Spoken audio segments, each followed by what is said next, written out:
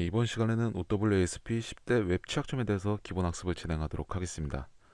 OWASP는 웹 취약점 관련된 오픈소스 프로젝트로 2004년에 미국에서 비영리 단체로 시작했습니다. 3년마다 OWASP 탑10이라고 하는 웹 환경에서 영향도가 높은 주요 10대 취약점을 발표하고 있습니다. 최근에 발표된 버전이 2013 버전입니다.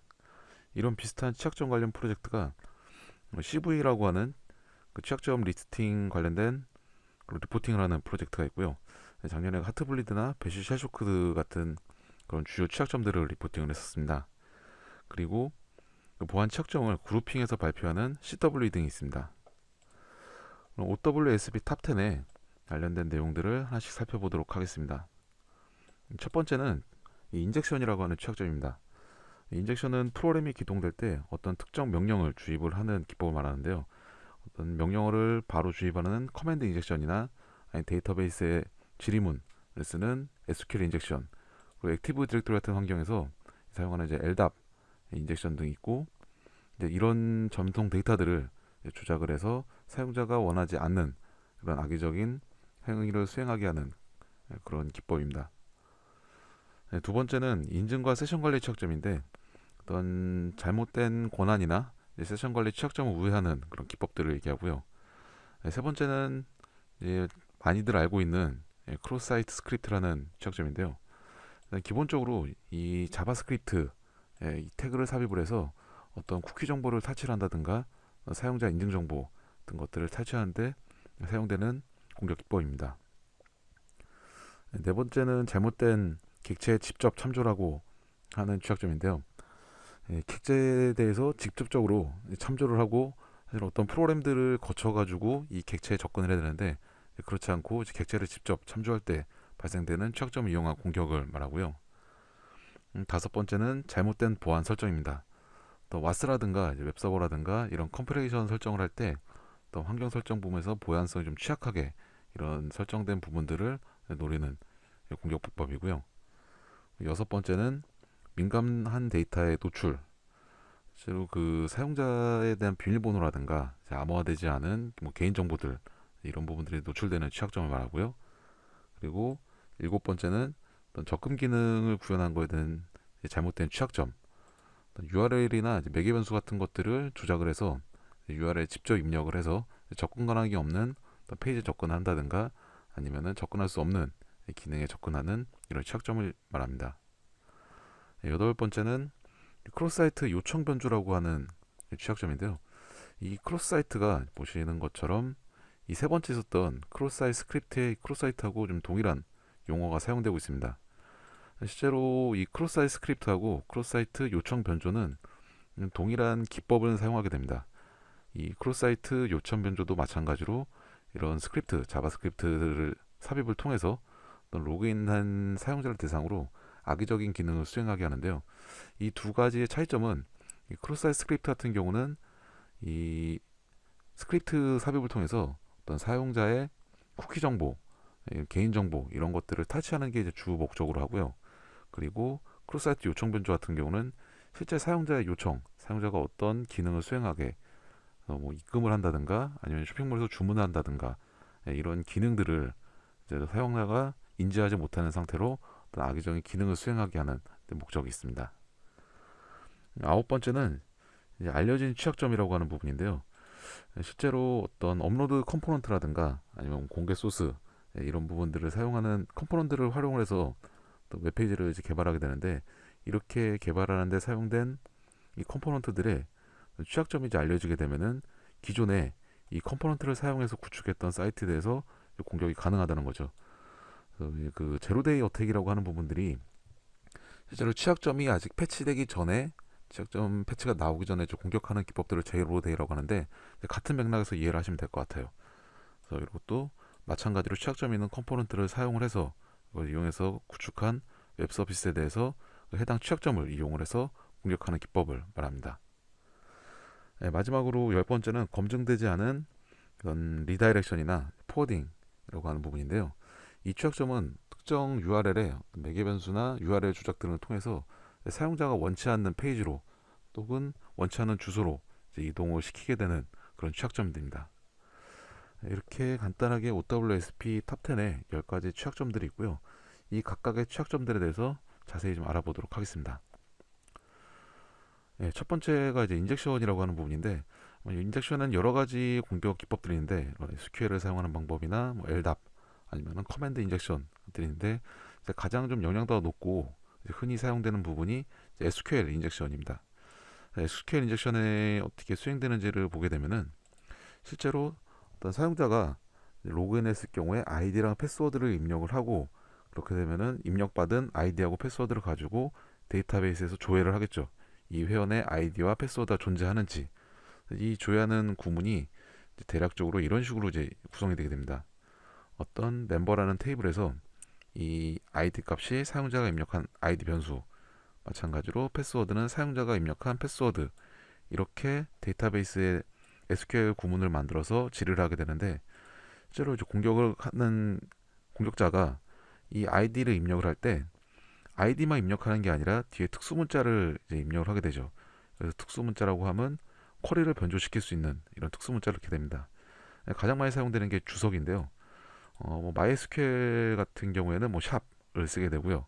오라클이나 뭐 MSSQL 같은 경우에는 하이픈 하이픈 이런 식의 주석이 들어가게 되면은 DBMS에서 데이터베이스에서 이 쿼리를 입력받았을 때 이 주석 이후에 있는 명령은 무시가 되게 됩니다. 정상적인 경우라면은 아이디와 패스워드가 존재하는지 이렇게 검증하는 SQL이 수행이 될 텐데, 여기 아이디 필드에다가 아이디를 입력할 때 다운표를 붙이고 하이픈 하이픈 이렇게 주석 처리가 되버리는 이런 식의 구문이 완성이 되겠죠. 그래서 실제로 데이터베이스가 수행하는 거는 해당 아이디까지만 검증을 하게 되고, 뒤에 패스워드를 검증하는 이 구문은 주석 처리돼서 인식을 버려지게 되는 거죠. 인식을 하지 않고 이 앞부분에 있는 구문만 수행이 되게 됩니다. 실제로 해당 테이블에 이 테스트라는 아이디만 있을 경우에 패스워드가 맞는지 틀리는지 검증하지 않고 이 아이디가 있는 경우에는 정상적으로 수행이 돼서 이런 데이터가 있다라는 리턴을 주게 되겠죠. 이렇게 좀 로그인을 좀 우회하는 방식을 사용하게 되고요. 대응 방안은 일단 기본적으로 SQL에 사용되는 주석들을 같은 문자린들을 모두 필터링을 해서 제거를 해주는 것이 가장 기본적으로 입력 검증을 하는 거고요. 두 번째는 이 쿼리문을 직접 만들어서 이렇게 평문으로 만들지 않고 바인딩, 이런 변수들만 바인딩해서 쓸 수 있는 이런 스테이트먼트 구문을 사용해서 질의를 만드는 방식이고요. 그리고 세 번째는 저장 프로시저를 사용하는 방법입니다. 저장 프로시저 같은 경우에는 이런 식으로 SQL 구문을 만들지 않고 저장 프로시저가 마치 함수처럼 작동을 하기 때문에 이 아이디하고 패스워드라는 이 인자값만 매개 변수로 입력을 받기 때문에 이렇게 주석을 넣은다든가 아니면 특수 문자를 넣는다든가 했을 때 이제 에러를 맺게 되고, 실제로 이런 이제 무시가 되는 구문들이 만들어지지 않습니다. 두 번째는 잘못된 이제 권한 설정이나 세션 관리 취약점인데요. 그 로그인할 때 이제 기본적으로 그 HTTP, 그러니까 웹에서 사용하는 통신 같은 경우는 이제 비연결 통신입니다. 사용자가 어떤 특정 페이지에 접속을 했을 때 이제 계속해서 커넥션을 유지하고 있지 않고 한번 접속을 해서 페이지 로딩이 완료가 되면은 커넥션을 끊어버리게 됩니다. 그런 이제 비연결형 접속이기 때문에 실제로 이 사용자가 페이지를 이동을 할 때마다 그때마다 아이디나 패스워드나 뭐 로그인을 할 수가 없잖아요. 그래서 사용하는 게 이 사용자 브라우저에 어떤 쿠키 정보를 두거나 아니면 서버 쪽에 이 인증 정보, 세션이라고 하는 인증 정보를 저장을 해두게 되고, 다음번 연결했을 때는 아이디나 패스워드를 다시 입력하는 게 아니라 그 세션 값이나 쿠키 값을 검증하게 되는데요. 이 쿠키 같은 경우는 사용자 브라우저에 저장되는 값이기 때문에 이 사용자가 로컬에서 값을 변조할 수가 있습니다. 그래서 로그인이나 이런 권한 검증했을 때 어떤 세션이 있는지 없는지 유효만을 체크한다든가 아니면 쿠키에 있는 로그인 정보로 이렇게 체크를 하는 경우에는 이런 쿠키 조작을 통해서 인증 우회가 가능하게 되고요. 그래서 이런 뭐 대응 방안은 어떤 세션 값이 어떤 URL에 직접적으로 포함되지 않도록 하고, 이 세션 정보에 있는 값들은 어떤 인증 정보, 인증 토큰에 들어가는 값들은 서버 쪽에 사용자가 조작할 수 없는 서버 쪽에 저장을 하게 되고, 제 클라이언트에서는 이 세션 아이디 키 정보만 가지고 있도록 그래서 이 키 정보는 이제 사용자가 변조를 한다 하더라도 실제로 이 인증 정보에는 값이 서버에 저장되어 있기 때문에 이 세션 키 값을 변조하게 돼도 실제로 해당에 매칭되는 서버에 해당 그 인증 정보가 없기 때문에 주작을 해도 로그인을 우회할 수가 없도록 이렇게 되어 있습니다. 이렇게 대응이 가능하고요. 세 번째는 뭐 가장 잘 알고 계시는 크로스 사이트 스크립트라고 하는 부분인데요. 예시는 이런 식으로 되어 있습니다. 또 스크립트라고 하는 태그를 넣게 되면은 스크립트하고 스크립트 태그 사이에 있는 이 구문들은 자바스크립트로 이제 수행이 되는데, 이 자바스크립트가 도큐먼트의 쿠키라고 하는 DOM 구조에서 이 도큐멘트 화면 문서에 쿠키라고 하는 부분에 직접적으로 접근이 가능하게 됩니다. 사용자가, 악의적인 사용자가 이런 구문을 게시판이나 아니면 다른 사람들이 이제 볼 수 있는 그런 페이지에다 삽입을 하게 되면은 그 사용자가 로그인한 쿠키 정보에 있는 값들을 사용자 이렇게 변수에 담아서 어떤 공격자의 특정 서버로 전송을 한다든가 아니면 공격자한테 메일로 이 값을 전달한다든가 이런 식으로 이제 정보를 탈취할 수 있겠죠. 이제 보통 웹 서비스를 구축을 할 때 이 쿠키 정보 안에다가 사용자 어떤 개인 정보에 담아두게 됩니다. 뭐 IP라든가 아니면 뭐 아이디라든가 뭐 이름, 이런 정보들을 서버에서 이제 계속 갖고 있으면 서버 쪽에 부하가 발생하기 때문에 이런 단순 접속자 정보 같은 경우는 이제 쿠키에다가 보통 많이 담아두고 사용하게 되는데요. 이런 사용자 쿠키 정보를 이제 공격자가 이런 태그를 삽입을 통해서 탈취가 가능한 그런 방법이고요.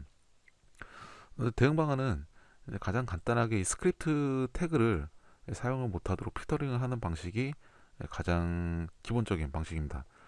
그래서 이 스크립트뿐만이 아니라 HTML 태그 자체를 사용을 제한하기 위해서 이렇게 이제 꺽쇠 표시를 뭐 greater than이나 less than 이런 식으로 특수 문자로 변환을 해서 이 태그가 먹지 않도록, 게시판에 태그가 삽입되지 않도록 이렇게 대응할 수 있고요. 이런 부분들도 예전에 한 10년 전쯤 같은 경우에는 어떤 공개 게시판이나 아니면 하다못해 이제 메일 같은 경우에도 이런 태그들이 이제 모두 다 사용할 수 있게 돼 있었는데, 최근에는 어떤 웹 서비스를 사용하시거나 아니면 웹메일 같은 거 사용하실 때 어떤 보안을 위해서 그림이나 뭐 태그를 차단했습니다 이런 메시지를 주로 보셨을 거예요.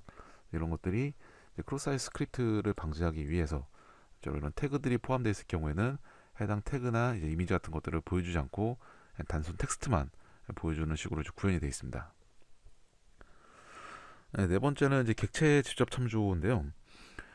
이 어떤 특정 객체에 대해서 객체에 접근을 할 때 프로그램이나 이제 구현된 기능을 통해서 접근을 해야 되는데, 이제 그렇지 않고 객체를 뭐 URL에 있는 매개 변수나 아니면은 URL 등을 통해 가지고 직접적으로 참조를 하게 구현됐을 경우에 이런 취약점을 이용한 공격 방법입니다. 가령 어떤 특정 파일에 서버에 있는 특정 파일을 뭐 불러오는 이런 기능을 구현했을 때 이 파일명을 이렇게 매개 변수로 받게 되면은 이 파일명을 매개 변수로 받아서 이 파일을 해당 페이지에 포함시키는 인클루드하는 식으로 구현됐다라고 하면은 이 파일명을 다른 걸로 이제 바꿔주게 되는 거죠. 사용자가 직접 이 URL에다가 이 인클루드된 파일명을 뭐 다른 파일명을 써준다든가, 뭐 여기는 지금 뭐 테스트라고 돼 있지만 실제로 어떤 계정 정보를 담고 있는 파일이라든가 아니면 민감 정보가 있는 그런 파일들을 입력하게 되면은 해당 파일을 직접적으로 참조해서 화면에 뿌려주는 그런 취약점을 이용한 기법들입니다. 그래서 이런 객체를 대부분이 이제 웹 서비스 같은 경우는 서버에 들어가 있는 이제 파일들이 될 텐데요. 이런 객체를 참조할 때는 코드 내부에서 구현을 하고 어떤 외부의 매개 변수, 이제 URL에 노출이 되는 이런 매개 변수를 받지 않도록 사용을 제한을 해야 됩니다. 매개 변수를 사용하는 경우에는 객체명을 직접 쓰는 게 아니라 어떤 시퀀스한 인덱스 값, 뭐 1번일 경우에는 어떤 파일을 한다, 2번일 경우에는 어떤 파일을 한다, 이런 식으로 사용을 하는 그런 대응 방안이 있습니다. 다섯 번째는 잘못된 보안 설정인데요. 이 부분은 대부분 어떤 환경 설정들, 이제 와스나 아니면은 웹서버 같은 컴프레션 파일들에 대해서 환경 설정하는 부분에 대해서 좀 보안 설정이 좀 미비하게 되어 있는 부분들을 이용한 공격 기법인데요. 이 취약점은 대표적인 게 이제 아파치 같은 경우에 이 컴프레션 파일 설정에 디렉토리에 옵션 인덱스가 설정되어 있을 경우에는 해당 페이지에 인덱스 파일이 없는 경우에 디렉토리 목록이 실제로 오늘 다 이제 보이는 그런 디포트 설정이 되어 있는데, 이제 이런 부분들은 인덱스라고 되어 있는 옵션들을 오늘 삭제를 해주던가 이런 식으로 해서 이제 해당 페이지에 해당 디렉토리에 이제 파일 리스팅이 되지 않도록 구현하는 방식이 있습니다.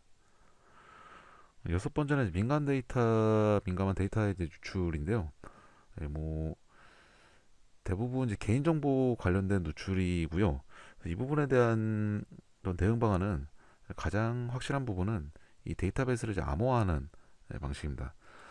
패스워드 같은 경우에는 어떤 단방향으로 암호를 하고, 민감한 개인정보는 하지만 이제 나중에 다시 복구할 필요가 있는 경우에는 양방향으로 암호화를 해서 저장해 두게 되면은 실제로 이 데이터베이스가 저장되어 있는 내용들이 어떤 파일이라든가 데이터베이스 덤프가 외부로 유출됐다 하더라도 그 내용을 봤을 때 이 암호화된 내용에 대해서 복구를 하지 못하는 사용자한테는 단순한테 아무 의미 없는 바이너리 데이터가 되겠죠. 이런 부분들에 대해서 민감으로 암호화를 적용할 수가 있고요. 그리고 실제 사용자하고 주고받는 패킷의 아이디나 패스워드 같은 경우도 사용자가 입력을 하게 되면은 이 아이디 패스워드 패킷이 서버까지 가는 도중에 중간에 이제 캡처가 될 수가 있잖아요. 스니핑을 방지하기 위해서 민감한 데이터는 통신 구간 암호화를 적용하게 됩니다. 대부분 SSL이나 TLS 같은 이런 암호화 프로토콜을 사용해서 통신 구간도 암호화를 하는 방식을 사용할 수가 있습니다. 일곱 번째는 접근 기능 구현의 이제 취약점인데요.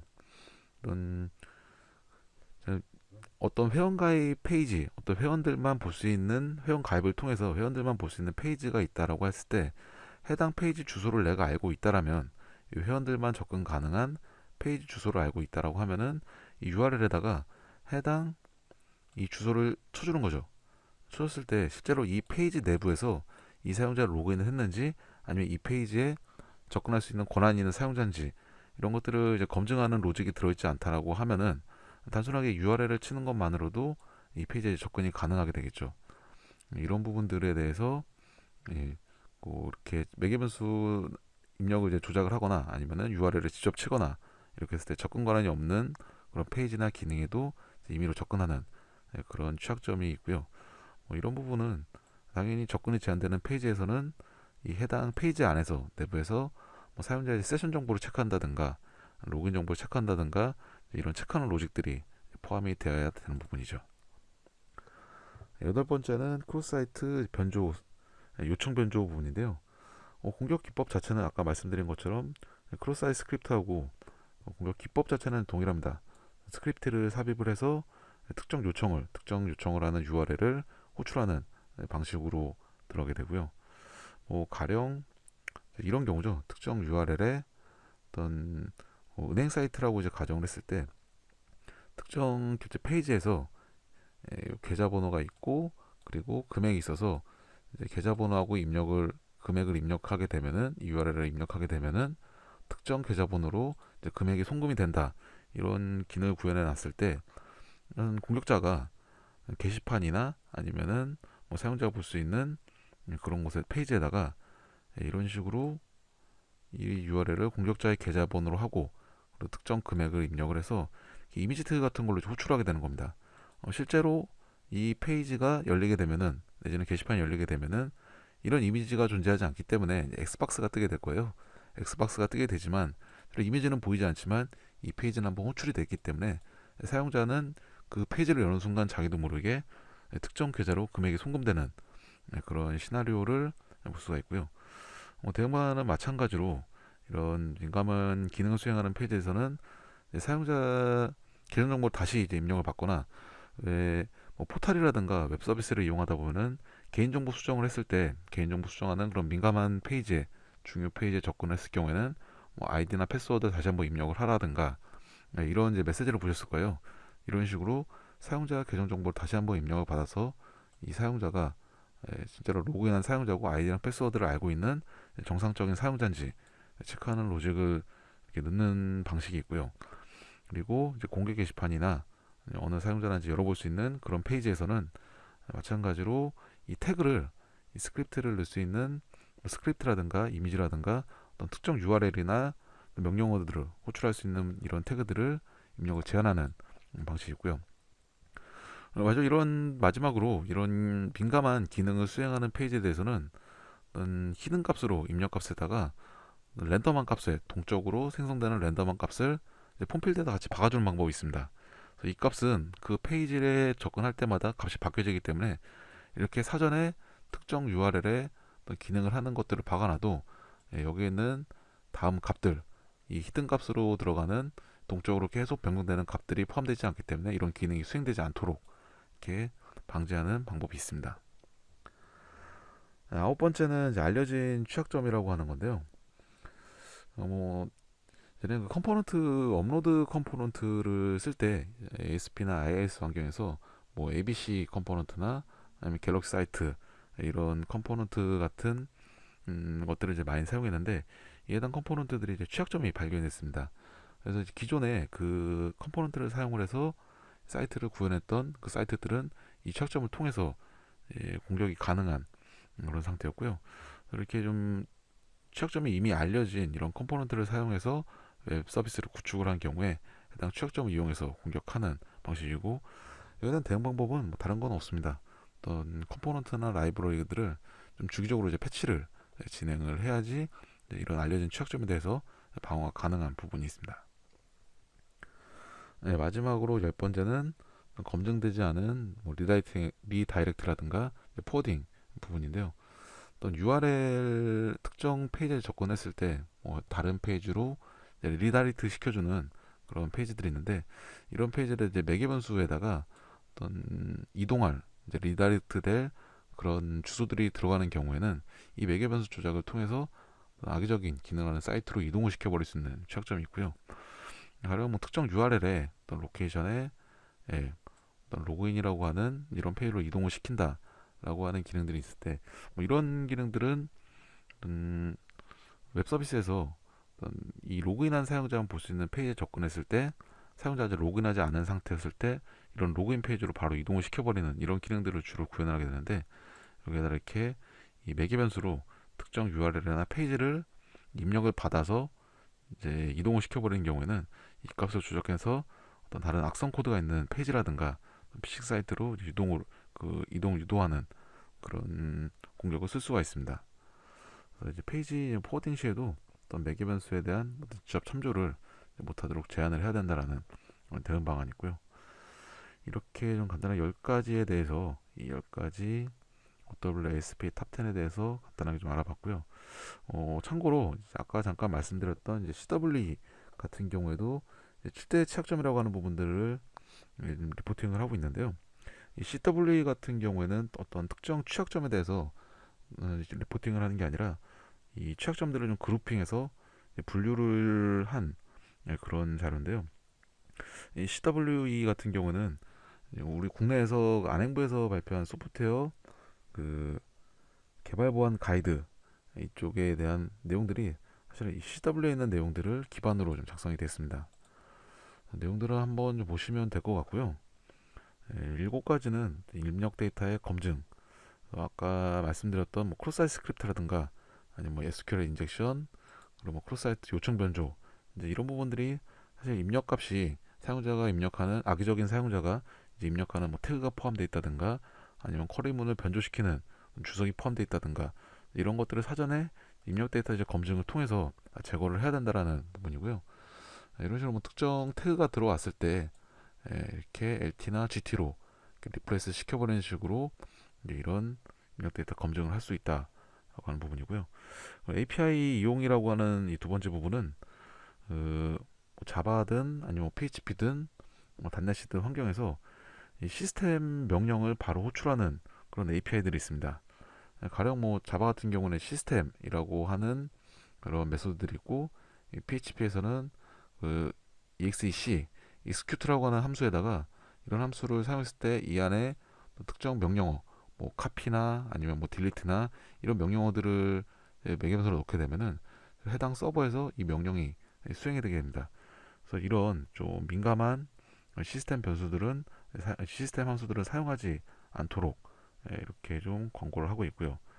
뭐 보안 특성은 또 이제 환경 설정이라든가 뭐 인증 관련된 부분, 접근 제어, 뭐 암호화 이런 뭐 취약한 알고리즘 쓰는 이런 보안 특성들을 다 통틀어서 이제 말을 하고 있고요. 그리고 뭐 시간 및 상태라고 하는 부분은 우리가 흔히 알고 있는 그 레이스 컨디션이라고 하는 부분입니다. 어떤 이제 특정 프로그램 안에서 계속 무한 루프로 돌면서 이 특정 파일이나 객체가 상태가 있는지 이 상태를 계속 체크를 하게 되는 거죠. 그래서 어떤 특정 파일이 임시 디렉토리 같은 데 이제 올라왔을 때 이제 그것을 읽어서 사용을 한다든가 아니면은 사용자가 루트 권한에 더 높은 권한을 가진 사용자가 만든 파일을 읽어서 이제 권한을 탈취한다든가 이런 부분들을 시간 및 상태에 대한 공격이라고 하고요. 에러 처리 같은 경우에는 에러 처리 이제 에러 나는 것 자체도 이제 문제가 되지만 이 에러를 어떻게 처리하는지 프로그래밍을 우리가 할 때 그 예외 처리라고 하는 그 입세션 처리를 하게 되잖아요. 근데 이런 부분에 대해서 에러 처리를 부적절하게 했을 경우에 이 입세션 처리가 요 자바 코드를 예로 들게 되면은 해당 트라이라고 하는 이 블럭 안에서 어떤 기능들이 수행이 되고 그래서 어떤 예외 사항이 발생했을 때 이 캐치 쪽에 잡히게 되는데 이 입세션 변수 2에는 해당 에러 내용 아니면 현재 시스템 상태 뭐 스택 정보 이런 것들을 좀 담고 있습니다. 이거를 이제 아무 생각 없이 사용자 화면에서 이 정보들을 화면에 노출되도록 이렇게 만들었을 경우에 공격자가 시스템 정보에 대해서 파악할 수 있는 그런 단서를 제공하기 때문에 이런 오류 메시지 같은 경우에 사용자에게 노출되지 않도록 하고 나중에 이제 로그를 남긴다든가 서버에서 어떤 관리자나 운영자가 확인할 수 있도록 뭐 로그만 남기고 사용자 페이지에는 이런 에러 메시지를 직접적으로 남기지 않도록 처리를 해야 된다는 부분이고요. 코드 품질은 코딩을 할 때 어떤 코딩 스탠다드를 좀 시행을 하라는 거고요. 어떤 코딩 표준에 따라서 개발자마다 서로 이제 맘대로 막 자의적인 그런 코딩을 하는 게 아니라 코딩 규약을 정해서 보안성 있는 그런 코드를 유지를 하고 개발을 하도록 이렇게 좀 가이드를 하고 있고요. 캡슐화 같은 경우는 중요한 데이터를 어떤 불충분한 캡슐화를 통해 가지고 악의적인 접근을 허용하는 그런 방법 그런 취약점입니다. 그래서 해당 이제 모듈 외부에서 직접 데이터를 접근하는 부분들은 다 차단을 하고 어떤 게터를 구현한다든가 세터를 구현한다든가 해서 특정 접근하는 메소드를 통해서만 접근을 하도록 구현을 해야 된다라는 부분입니다. 그래서 이제 OWASP와 CW에 대해서 간단하게 알아봤고 실제로 이 OWASP 탑 10 아니면 CW처럼 이 웹 취약점에 관련된 부분들에서 실제적인 실습을 좀 진행을 하도록 하겠습니다.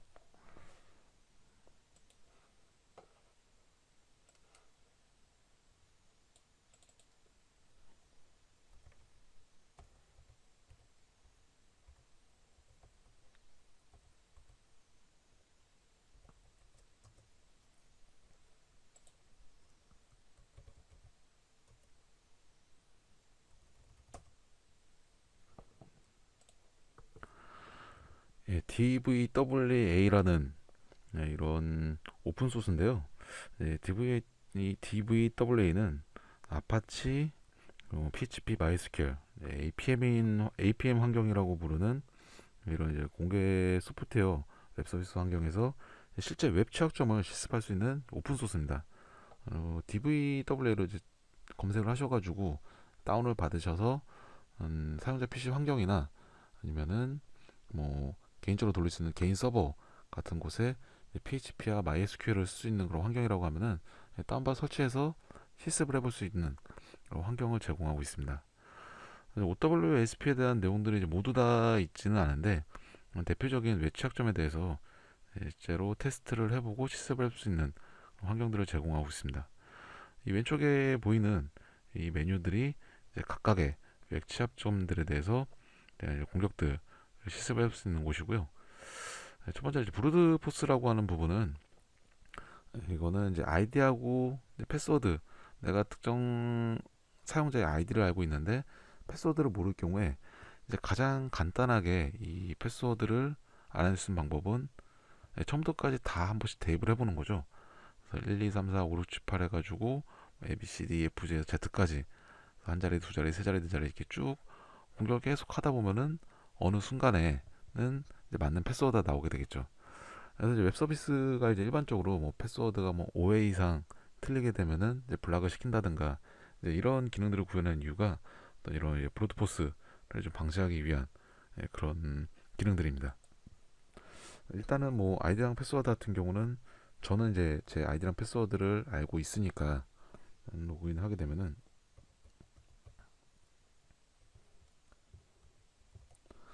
현재 저는 패스워드를 1234로 세팅을 해놨습니다. 1234로 로그인 하게 되면은 이렇게 로그인 정상적으로 됐다라는 게 나오게 되고요.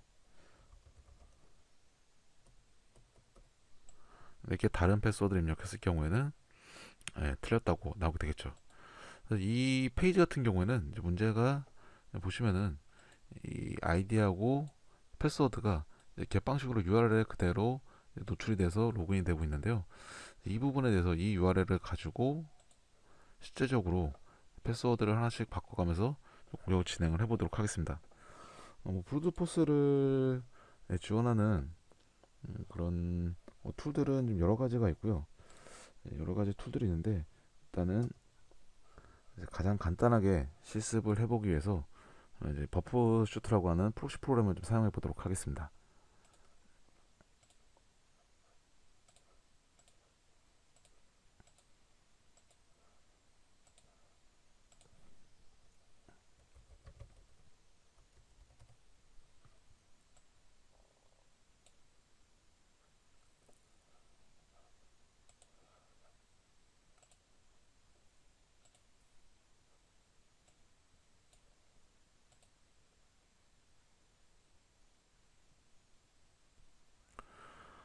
현재 프록시에서 제가 이쪽 페이지에서 입력한 브라우저에서 입력한 이런 값들이 이렇게 프록시에 남아 있는 것을 확인할 수 있고요.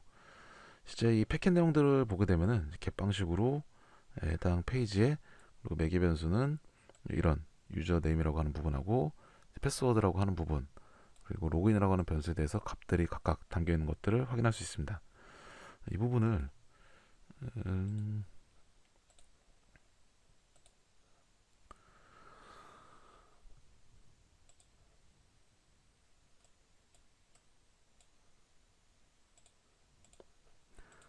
이 패킷을 캡처를 해서 실제로 내가 패스워드를 모른다고 이제 가정을 하고 이 부분들을 계속 대입해서 1, 2, 3, 4, 5, 6, 7, 8 계속 대입을 시켜보면은 어느 순간 맞는 패스워드가 나오겠죠.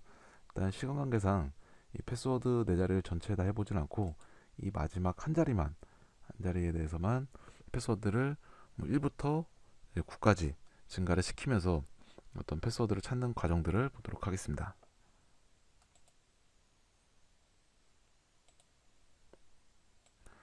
제가 입력하고자 하는 거는 ABCD 이런 것들은 다 빼고 숫자만 입력할 거니까 넘버로 설정을 하게 되고요. 시작은 1부터 끝나는 건 9까지 이렇게 하나씩 순차적으로 증가하도록 이렇게 해서 패킷을 날려보도록 하겠습니다.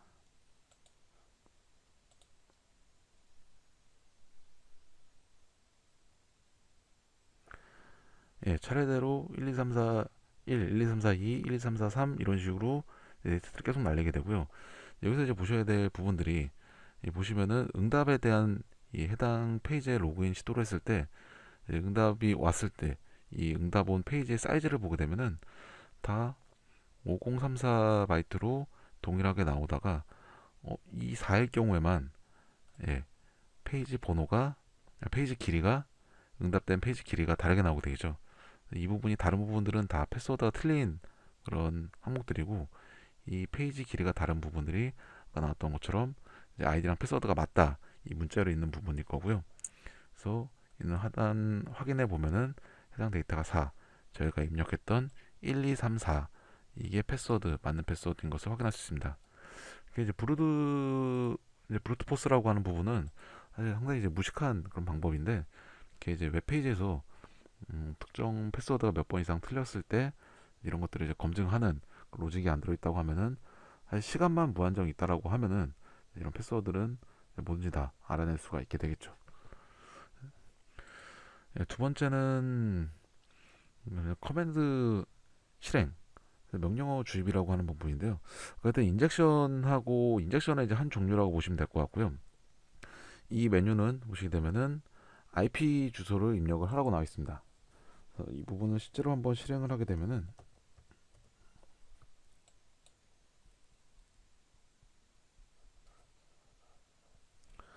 네, 이런 식으로 핑 명령이 실행되는 걸 확인할 수 있고요. 저희가 입력한 IP에 대해서 해당 IP에 대해서 핑을 때리고 있는데요. 그래서 이거 자세히 보시면은 이런 식으로 명령어가 수행이 된다는 것을 알 수가 있겠고요.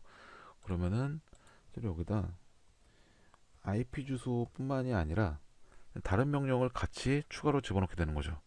그래서 뭐 리눅스나 유닉스 같은 경우에 이제 명령어들을 한 줄에 여러 개를 입력을 했을 때 세미콜론을 입력하게 되고 다른 명령어 써주게 되면은 이제 한 줄에 이제 여러 개 명령을 쓸 수가 있죠.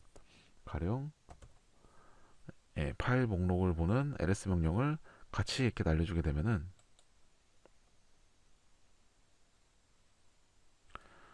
하단에 보시는 바와 같이 이 핑 명령이 실행된 이후에 여기에 이 ls 명령도 같이 실행돼서 해당 디렉토리에 파일이 어떤 파일들이 있는지 볼 수 있도록 이렇게 명령어를 삽입을 할 수가 있습니다. 이런 취약점이 있고요. 이제 세 번째는 CSRF, 어떤 크로사이트 요청 변조라고 하는 부분인데요. 이 부분은 이 현재 이 DVWA에서는 패스워드를 변경하는 페이지를 가상 시나리오로 하고 있습니다. 현재 페이지에서 이제 그 패스워드가 사용하고 있는 게 1234였는데요. 이 1234를 1111로 바꿔보겠습니다. 그리고 마찬가지로 1111 똑같이 한 번 더 입력을 해주고요. 이렇게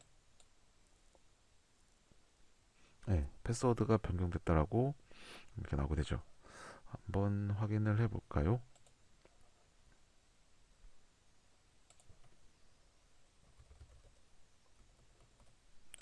아까 패스워드는 1234였는데 현재는 1111로 입력을 했습니다.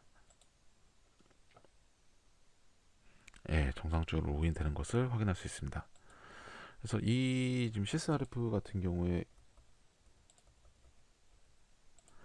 아까 말씀드렸던 것처럼 특정 페이지의 어떤 특정 기능을 수행하는 이런 URL들을 실행을 시켜서 사용자가 해당 페이지에 아니면 해당 게시판에 접근했을 때 이 기능이 요청이 실행돼 버리게 하는 이제 공격법을 했잖아요. 마찬가지로 이 URL을 보게 되면은 이렇게 방식으로 일단 패스워드 신규로 만들 패스워드하고 그리고 이제 패스워드 다시 입력하는 값들이 노출이 되어 있고요. 이 패스워드를 4321 4321 이런 식으로 바꿔서 이 URL을 호출하게 되면은 패스워드는 4321로 바뀌게 될 겁니다. 이것을 이 URL을 패스워드를 변경하는 기능을 하는 URL에 대해서 매개 변수를 파악을 했기 때문에 이것을 이제 실제로 CSRF로 어떻게 활용을 할까 하는 부분은 하단에 뭐 좀 있다가 이제 말씀드렸던 것처럼 사실 이 CSRF 같은 경우에는 공격 기법 자체는 뭐 크로사이트 스크립트랑 크게 차이가 없습니다. 그래서 이 크로사이트 스크립트를 좀 이따 실습을 할 건데 일단 크로사이트 스크립트 기능 같은 경우에 이 페이지는 가상으로 어떤 게시판을 만들어 놓은 상태고요. 이 게시판에서는 어떤 입력값에 대해서 검증을 하지 않고 있습니다. 그래서 이름을 입력을 하고 메시지를 이렇게 입력을 하게 되면은 이렇게 게시판에 저희가 쓴 글이 남게 되는데요. 여기다 실제로 크로사이트 요청 변조 공격을 시도를 해보도록 하겠습니다.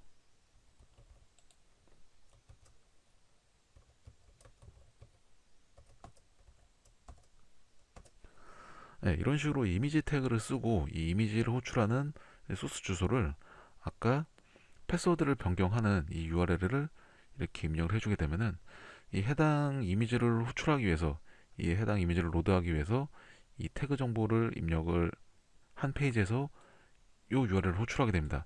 이 URL을 호출하게 되면은 당연히 이제 패스워드가 이제 4321로 변경되게 되겠죠. 이 상태로 한번 삽입을 하도록 하겠습니다. 네, 보시는 것처럼 실제로 이 이미지가 존재하지는 않기 때문에 이제 엑스박스가 뜨게 되는데, 실제로 이 엑스박스가 뜨게 되면서 이 안에 있던 URL을 한번 호출이 됐겠죠. 아마도 현재 지금 로그인되어 있는 이 어드민이라고 하는 이 계정의 패스워드는 431로 변경이 됐을 겁니다. 그래서 한번 직접 확인을 해보도록 하겠습니다. 네, 로그아웃을 하고요. 원래 패스워드, 네, 원래 쓰던 패스워드인 1111을 입력을 했을 때는 네, 로그인이 되지 않고요. 저희가 공격 코드로 삽입했던 4321을 패스워드를 입력하게 되면은 네, 정상적으로 로그인 되는 것을 확인할 수 있습니다.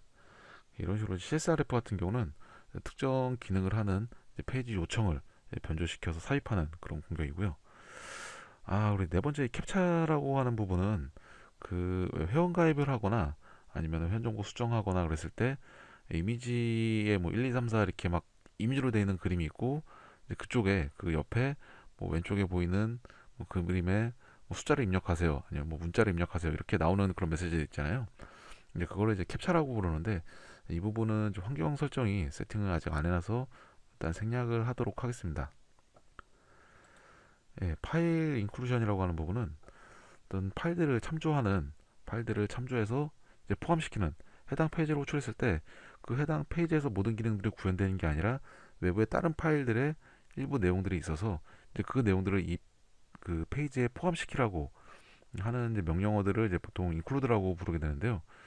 지금 이 해당 메뉴를 눌렀을 때 상단에 보시는 것처럼 이 URL을 보게 되면은 페이지라고 하는 이제 매개 변수 안에 include.php라고 하는 파일들이 포함되도록, 이 include.php라는 파일이 이 페이지에 포함되도록 이렇게 되어 있는 것을 볼 수가 있고요.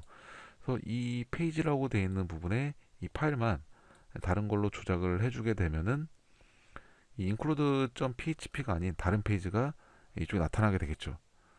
그래서 뭐 가령 다른 페이지를 한번 볼까요? 네, 브루트포스 했을 때 했었던 이쪽에 인덱스 페이지를 한번 불러오도록 하겠습니다. 네, 저는 지금 이 파일 인클루드라고 하는 이 메뉴에 들어와 있고요. 근데 이 부분을 URL을 조작을 해서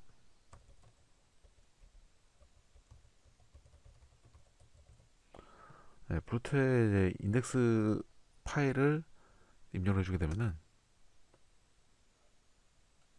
보시는 것처럼 URL은 지금 해당 URL은 지금 파일 include URL을 입력했는데, 이 페이지라는 매개 변수에다가 브루트의 인덱스 파일을 가져오도록 변조를 해줬기 때문에 실제로 보시는 내용은, 이 화면에 나타난 내용은 브루트 포스 아까 테스트했던 이 페이지가 나타나게 됩니다.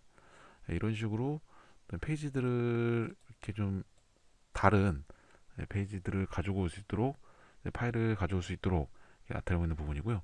사실 이 부분은, 이 파일 인클루전이라고 하는 부분은 좀 민감한, 상당히 위험한 부분이, 지금 같은 경우에 테스트를 하기 위해서 다른 페이지에 있는 인덱스 페이지를 갖고 왔지만 특정 계정 정보를 가지고 있는 파일이라든가 아니면 민감한 파일들을 이쪽에서 이제 불러올 수 있게 됩니다.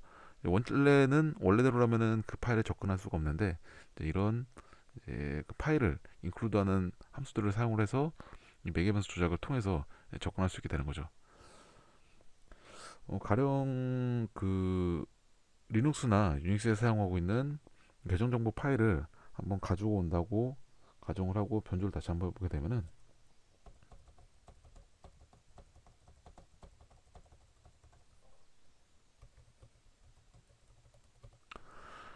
유닉스나 이제 리눅스에서 계정 정보가 이 패스워드라고 하는 파일에 저장이 되잖아요.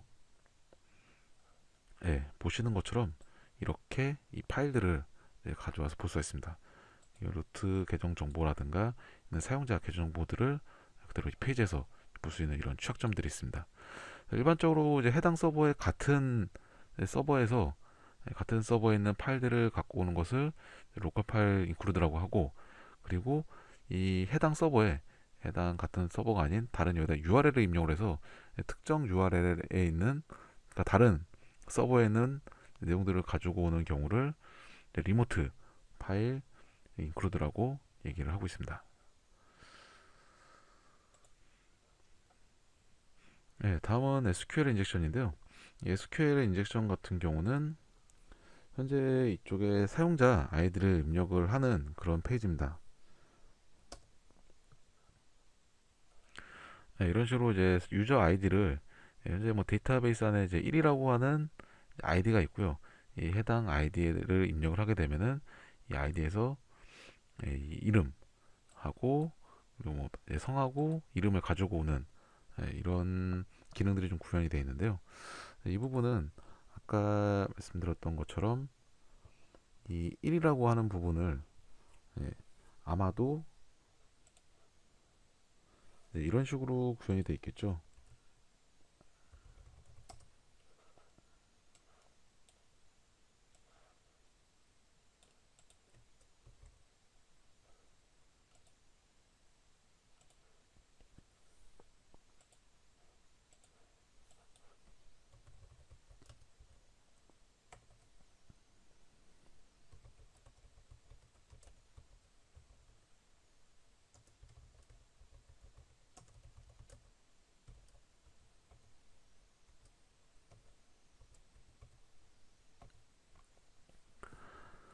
고리문이 저 보진 않았지만 아마도 대충 이런 식으로 좀 구현이 돼 있을 겁니다.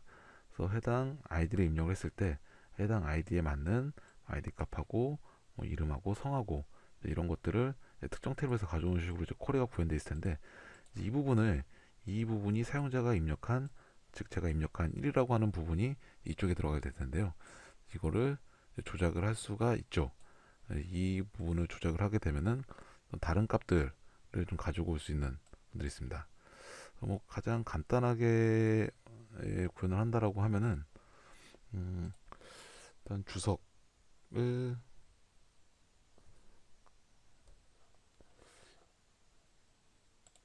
이 쿼리문을 보면서 지금 같은 경우에는 이제 아이디에 해당하는 부분들만 가져오고 있는데 이 부분들을 뭐 이런 식으로 바꿀 수가 있겠죠.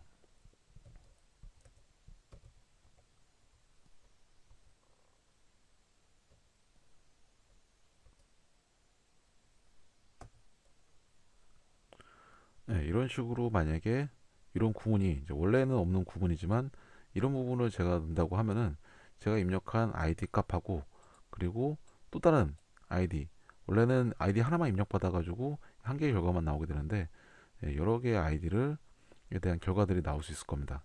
그래서 이렇게 구문을 조작을 한다라고 가정을 하고 조작을 해보도록 하겠습니다. 이 부분에 대해서는 사실은 좀 더 좀 디테일한 정보들이 필요한데요. 그 DVAA 같은 경우에는 힌트들을 좀 주고 있습니다. 하단에, 오른쪽 하단에 뷰 소스라는 버튼을 클릭하게 되면은 해당 부분이 기능이 구현되어 있는 이런 소스들이 나오게 되고요. 현재 쿼리는 아까 저희가 예상했던 대로 특정 유저라고 하는 테이블에서 이렇게 이름들을 가지고 오는 식으로 구현이 되어 있습니다. 그래서 저희가 조작할 부분은 바로 이 부분이 되겠죠. 그래서 이 유저 아이디라고 하는 부분들을 조작을 할 건데요.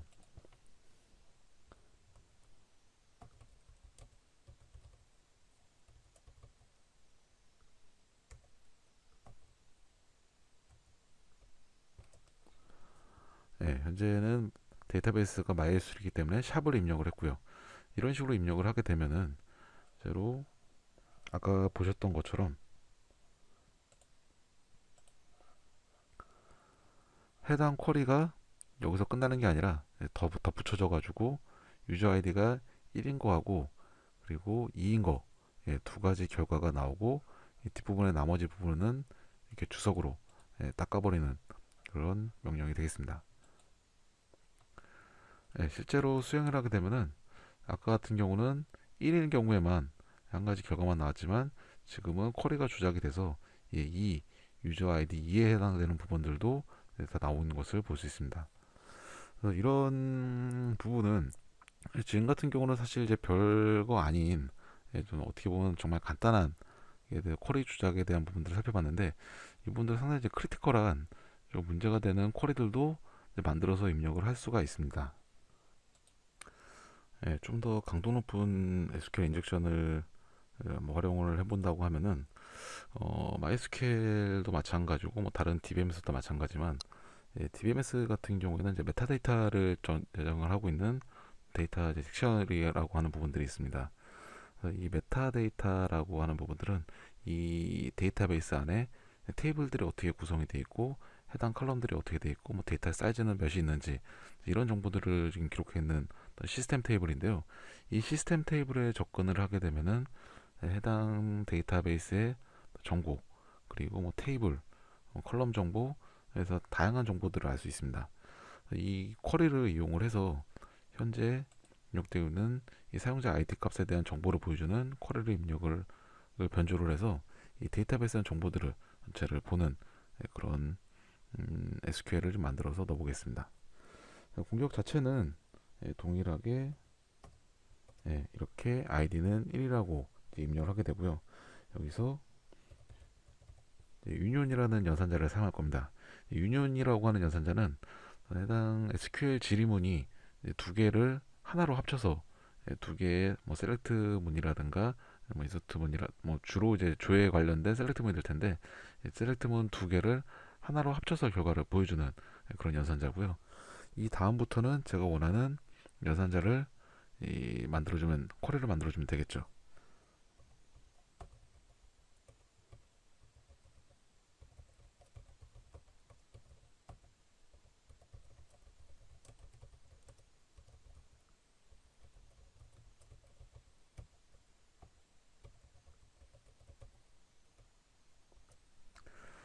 간단하게 설명을 드리면은, 지금 결과는 이 해당 프로그램의 결과는 두 가지 값을 보여주게 됩니다. 그래서 이름과 성이라고 하는 두 가지 값을 보여주기 때문에, 저희도 마찬가지로 저희가 만든 이 악의적인 쿼리도 두 개의 결값을 가지고 오도록 컬럼명하고 컬럼 타입을 가지고 오도록 쿼리를 셀렉트하도록 만들었고, 해당 테이블은 아까 말씀드렸던 시스템 테이블, 이 데이터베이스의 스키마 정보를 가지고 있는 시스템 테이블을 접근을 하도록 이렇게 쿼리를 만들었습니다.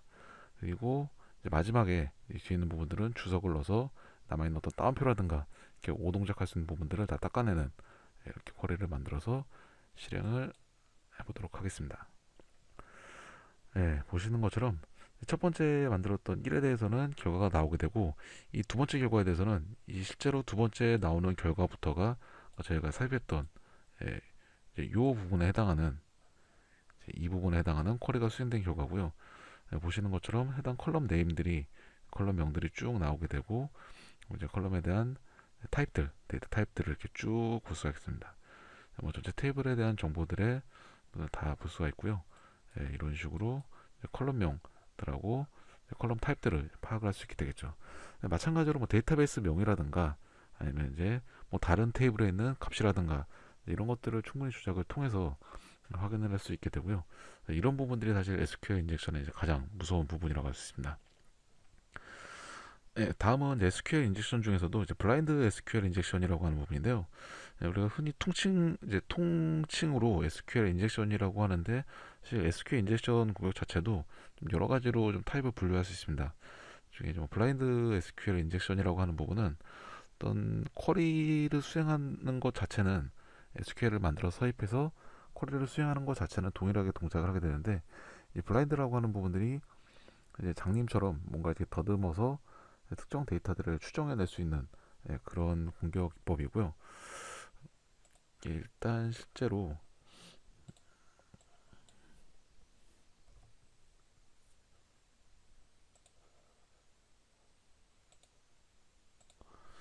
직접 테스트를 하게 되면은, 얘도 마찬가지로 사용자 아이디를 입력받도록 되어 있죠. 이 기능 자체는 동일하게 구성이 되어 있습니다. 그래서 해당 아이디를 입력받으면 해당 아이디에 해당되는 이 이름하고 성을 보여주는 그런 페이지인데요. 우리가 아까처럼 이제 특정 컬럼에 대해서 값들을 잘 모르고 있어요. 모르고 있었을 때 이 값을 알고 싶다고 하면은 이런 부분이죠. 아까 테이블들 정보를 쭉 봐서 이 테이블에 있는 컬럼들이 또 뭐 아이디가 있고, 그리고 뭐 이름이 있고 뭐 성이 있고 등등등 정보들이 있는데, 이제 그 중에서 패스워드를 알고 싶어요. 그러니까 이거는 단지 우회하는 것뿐만이 아니라 패스워드에 대한 정보를 알고 싶다라고 했을 때 이렇게 쿼리를 조작을 하는 거죠.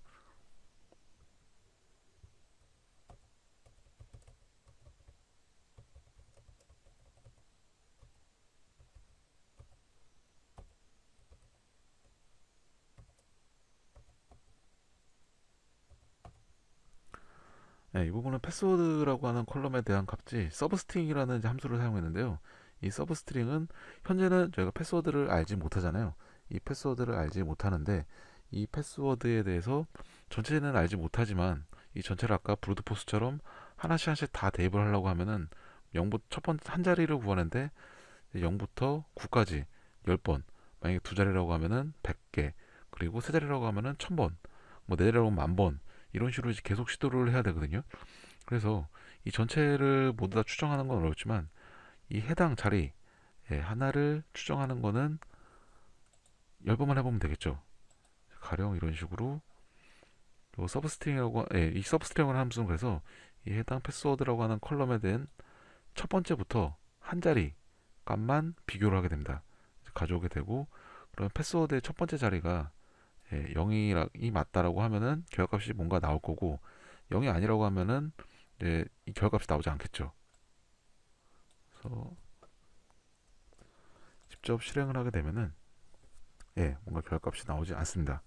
0은 아니라는 거죠. 그럼 다시 한번 또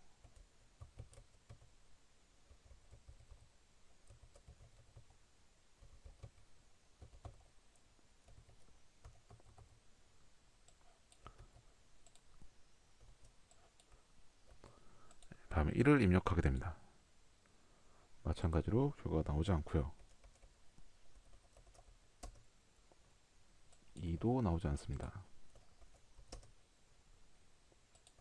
3도 나오지 않고요. 4도 나오지 않고요.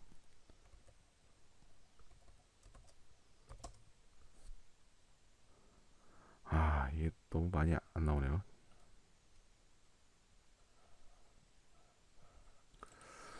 원래 이러면 안 되지만 일단은 어떤 실습을 위한 부분이니까 일단 값을 먼저 좀 확인을 좀 해봐야겠습니다.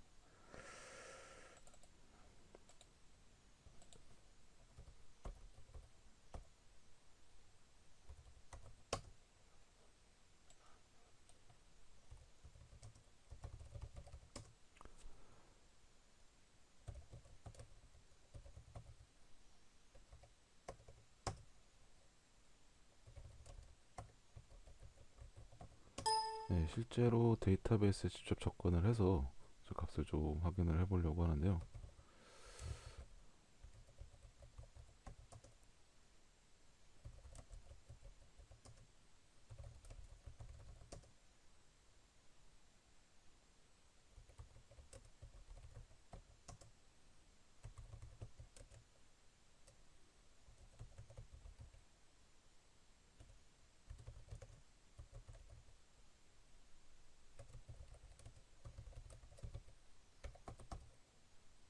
예, 1에 해당하는 유저 아이디 1에 해당하는 패스워드 값이 암호화가 아마 단방향 암호화, MD5로 암호화가 되는 것 같습니다.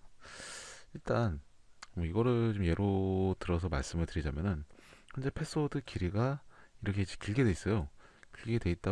이렇게 긴 패스워드일 경우에는 이 패스워드를 뭐 알아내는 게 상당히 쉽지가 않습니다. 브루트포스 같은 공격으로는 하나씩 하나씩, 더군다나 숫자로 돼 있지 않고 저는 단방향 해시 암호화가 되어 있기 때문에 이런 부분들을 추정을 하는 것들이 상당히 좀 어렵고요. 그래서 근데 이거를 전체 달을 한 번씩 다 돌려보려고 하면 어렵지만, 한 자리씩 한 자리씩 한 자리씩 한 자리씩 하려고 하면은, 가령 이제 숫자라고 하면 아까 말씀드렸던 것처럼 뭐 한 자리일 때는 10번 돌려보고, 두 자리를 알려고 하면은 10 곱하기 10이 돼서 100번을 돌려봐야 되는데, 이 한 자리씩 한 자리씩 알아낸다고 하면은 한 자리 첫 번째 10번, 두 번째 10번, 10 더하기 10 해서 20번만 해보면 되잖아요. 이런 방식의 착안을 한 게 블라인드 SQL 인젝션인데, 아까 이제 만들었던 쿼리를 그대로 다시 만들게 되면은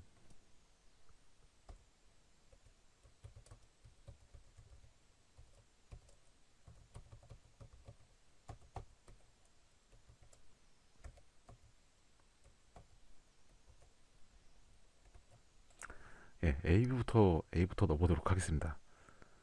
이렇게 넣게 되면은 예, A는 아니고요. B도 결과가 나오지 않고요. C도 결과가 나오지 않고 저희가 미리 알고 있지만 D를 넣게 되면은 이렇게 결과가 나오게 되겠죠.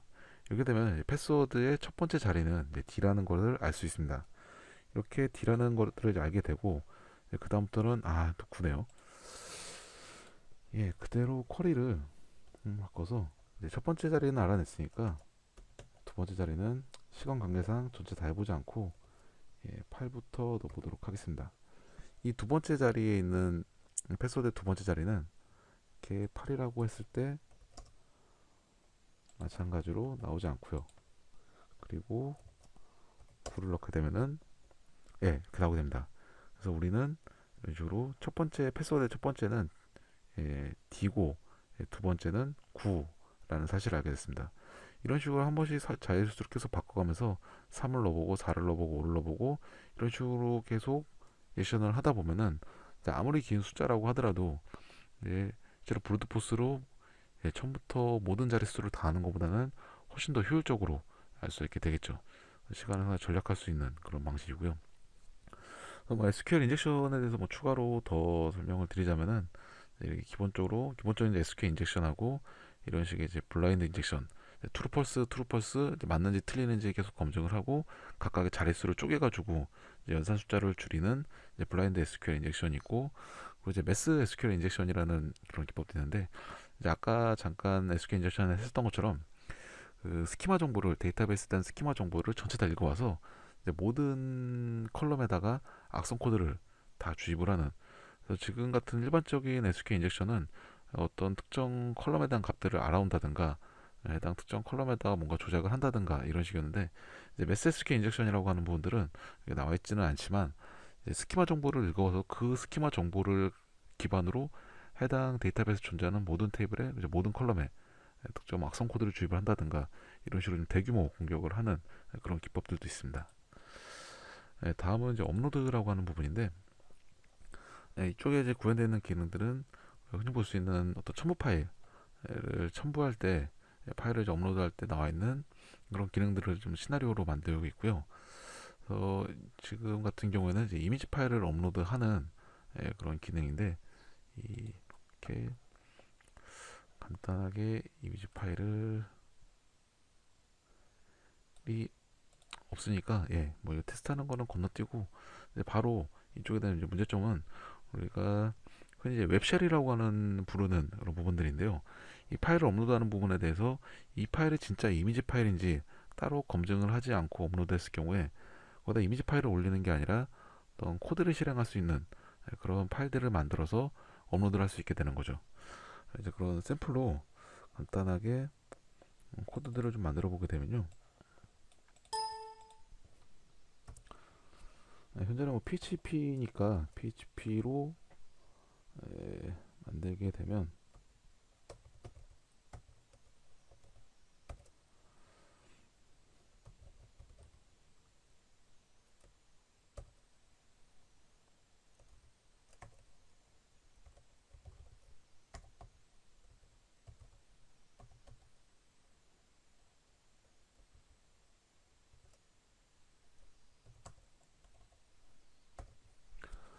이런 식으로 간단하게 한 줄짜리 코드를 PHP 동작을 하는 그런 코드를 만들었는데요.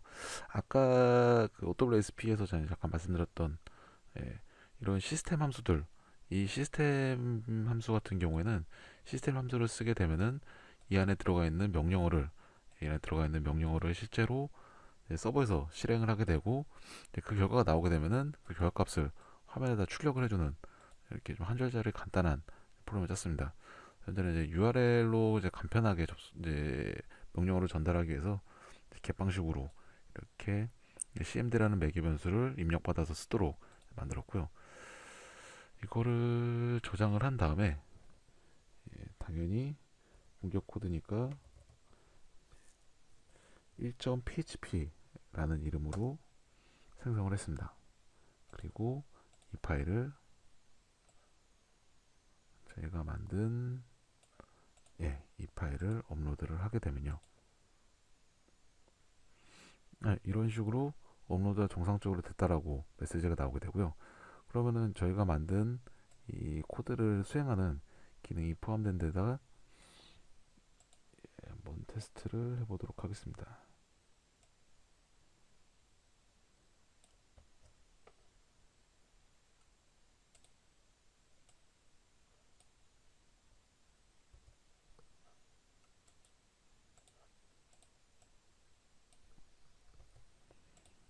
저희가 업로드한 경로에 입력을 해주고 아까 cmd라는 매개 변수를 이용했으니까요. cmd에다가 간단하게 ls 파일 디렉토리에 있는 파일을 볼 수 있는 ls 명령을 날리게 되면은 보시는 것처럼 이런 식으로 해당 디렉토리에 있는 파일들을 볼 수 있게 됩니다.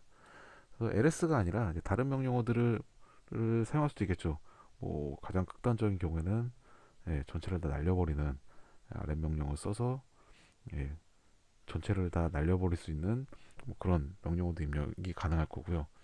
뭐 다양한 명령들을 실제로 프롬프트에서 그 터미널에서 입력할 수 있는 명령어들은 뭐 전체를 다 사용할 수 있는 이렇게 간단하게 한 줄짜리지만 이렇게 좀 공격이 가능하고요. 이런 식으로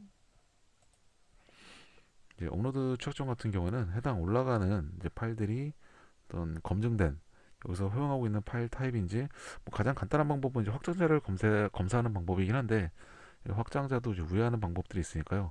어떤 이제 마인 값을 실제로 이 파일에 대한 이제 마인 값을 정보를 확인한다든가 아니면은 이제 파일을 업로드 하더라도 파일 확장자가 실행될 수 있는 형태로 방금 같은 경우는 이제 1.php로 이제 그대로 남아 있었는데 이런 식으로 하지 않고 파일명 자체를 그런 스크립트가 실행될 수 없는 확장자를 날려버리고 어떤 랜덤한 값으로 서버에 저장을 한다든가 이런 식으로 이제 실행이 안 되도록 이렇게 좀 구현이 돼야 됩니다.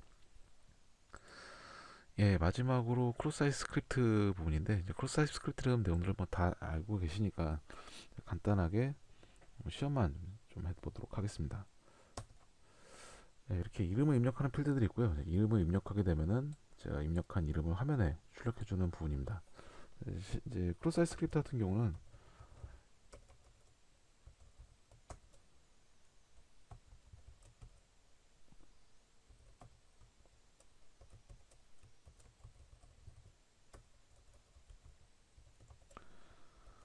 이렇게 간단하게 스크립트를 삽입을 할 수 있고요.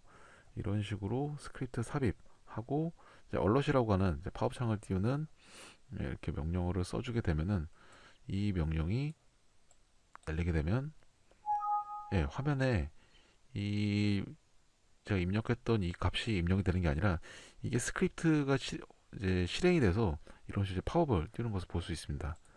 그래서 위에 좀 URL 보는 것처럼 현재 지금 DB 이 WA 이쪽에서 나오는 값들은 전달되는 값들은 다 이런 식으로 URL로 이렇게 방식으로 전달이 되고 있는데요. 그대로 들어가 있는 것을 볼 수 있죠. 그래서 스크립트, 자 어떤 언론 명령 그리고 A라는 걸 찍도록 현재는 좀 URL 인코딩이 돼서 이제 어떤 특수 문자들이 이렇게 보이는 것뿐인데 실제로 이런 URL들을 제가 이렇게 이 URL을 복사를 해서 다른 사람한테 메일을 보내게 되죠. 가령 뭐 네이버나 아니면은 뭐 다음이나 어떤 뭐 그 밖에 다른 웹메일 서비스를 하는데 이런 부분에 메일을 이런 주소를 첨부를 해서 메일을 보냈을 때 해당 이제 메일 서비스에서 이런 스크립트가 실행되는 취약점이 있다라고 하면은 이 스크립트가 실행되면서 사용자의 쿠키 정보를 빼낸다든가 이런 것들이 가능하게 되겠죠. 그 메일을 열어보는 순간에 그래서 이렇게 좀 공격이 가능하고요. 그리고 크로스사이트 스크립트 같은 경우는 이제 리플렉티드라고 하는 방식이 있고 스토어드 방식이라고 하는 방법인데요. 일단 이 두 가지 차이는 리플렉티드 같은 경우는 이런 식으로 이렇게 스크립트가 실행되는 페이지에 있는 이런 명령을 삽입을 해서 이거를 다른 사용자한테 뭐 다른 사이트의 공개 뭐 게시판이라든가 이런 곳에다 이걸 삽입하는 이제 그런 방식을 리플렉티드라고 하고요. 그리고 이제 스토어드라고 하는 방식은 다른 사이트나 다른 어떤 서버에 다른 서비스에다가 올리는 게 아니라 이 자체적으로 이 스크립트를 저장을 할 수 있도록, 지금 같은 경우는 제가 입력한 스크립트가 이제 실행이 되는 것 뿐이지 이 스크립트가 이거 서버 어딘가에 저장되고 그런 건 아니잖아요. 그런데 스토어드 같은 경우는 대부분 유형이 이제 게시판 같은 유형이겠죠. 이런 유형 같은 경우는 제가 어떤 스크립트를 입력을 하게 되면은 이 스크립트가 해당 서버에 저장이 돼 있다가 이 서비스를 호출하는 이제 게시판을 본문 글을 본다든가 게시글을 열어본다든가 이런 액션을 취했을 때 저장돼 있던 스크립트가 이제 실행이 되는 그런 방식을 말합니다. 마찬가지로 게시판에 글을 남겼을 때 아까 넣었던 코드를 그대로 넣게 되면은 이런 식으로 이 스크립트를 저장하게 되면은 보시는 것처럼 실행이 됩니다. 근데 이게 실행이 되는 게 이 스크립트 자체가 이미 이 게시판에 저장이 되어 있기 때문에 제가 다른 메뉴로 갔다가 이 메뉴로 다시 접근하게 되면은 마찬가지로 이런 식으로 스크립트가 실행이 되게 되겠죠. 이렇게 해서 간단하게 OWASP 관련된 10가지 취약점하고 대표적인 유익 채점에 대해서 실습을 진행을 했습니다.